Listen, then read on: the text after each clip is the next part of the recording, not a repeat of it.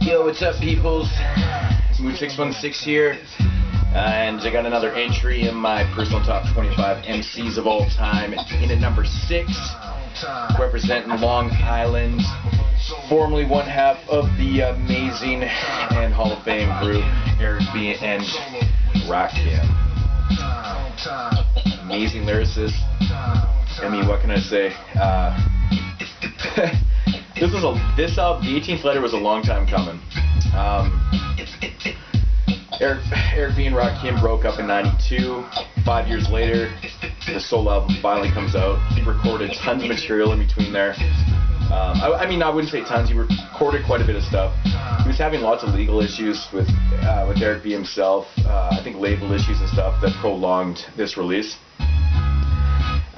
When this first dropped, a lot of people were, it's good, but, as time passed, I always thought this album got a lot better. When I look back on it now, I think the production is actually really fucking dope. It's been a long time. It was just playing in the background. That's done by DJ Premier. It's got production by Pete Rock, Nick Wiz on here, DJ Clark Kent. Some pretty good stuff on here. I gotta say, man, like I'm a really big fan of this record. I think it's really dope. It's a good, first solo offering. Like I said, a lot of people kind of, it's not as good as Eric B. and Rakim stuff, but maybe not, but it's still a good first solo record in my opinion. When I'm Flowing is fucking dope. Guess Who's Back. I'm a big fan of that track. I don't know. I think Rakim, that type of beat really fits him super well. This is an awesome fucking track right here, man. Remember that? It's just a great album, man. I mean, there's not really a whole lot to say about Rakim. Everybody knows about Rakim's, legendary, lyricism and stuff. He's amazing on the mic. Great breath control. Fuck. I always like to say breath control because it's kind of funny. It always cracks me up. But I think it's a really good record, man. It's a good solid 4 out of 5 for me. I think it's a good solid effort, highly recommended. Definitely, if you're Eric B. and Rakim album, you should have this album in your arsenal. Next up was the 1999 album, The Master. Once again, it's had production by DJ Premier on here and stuff, and I actually can't remember. I think there was a little bit of different producers on here. We have DJ Clark Kent was on here again, Primo. Clark Kent actually did a bunch here. I don't know who that is. Rakim was doing interludes himself. I don't think it was. No, maybe I was wrong. Big Jazz did a song on here, which is funny. Sorry about this. Oh yeah, How I Get Down was done by the 45 King. That's right. I knew there was somebody on here that I was missing. Yeah, again, Primo, Waiting for the World to End. Yeah, so Pete Rock on this one, but The Master is, I think, a little underrated as a record.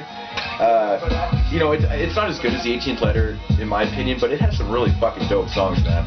Like Flow Forever, When I Be on the Mic, Finest Ones is dope. It's the R is dope. It's a Must with Brazil. Real Shit's dope. Waiting for the World to End. It's a good track.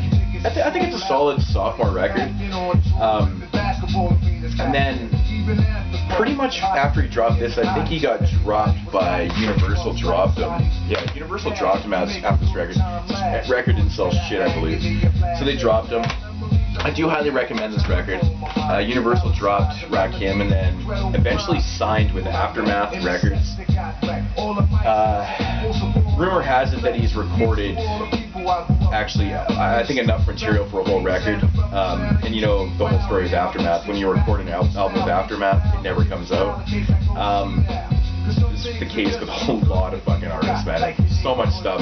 Dre's vaults are full of albums. I think it was a whole creative control or creative problems, the whole thing with the Aftermath and whatever. So finally Rakim ended up leaving and then put out the 7th Seal, which was in 2009. The movie's a lot better than this album.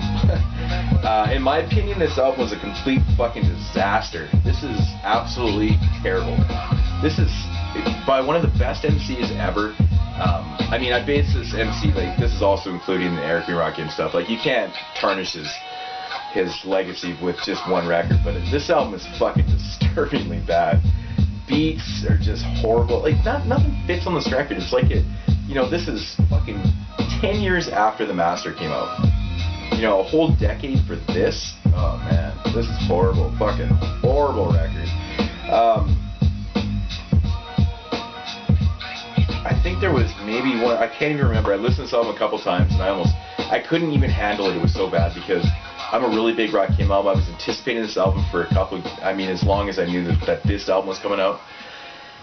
And talk about dropping the fucking ball, man. This was shit album. Highly don't recommend this shit. It was terrible.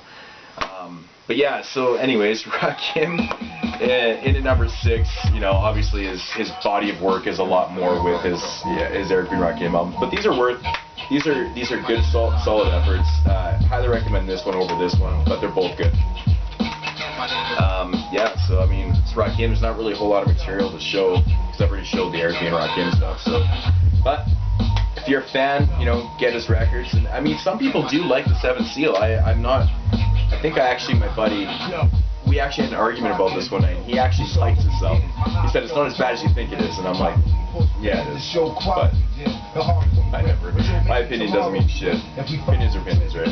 But whatever. Rakim, number 6 on my list. Moon616. Thanks for watching and subscribing. Peace.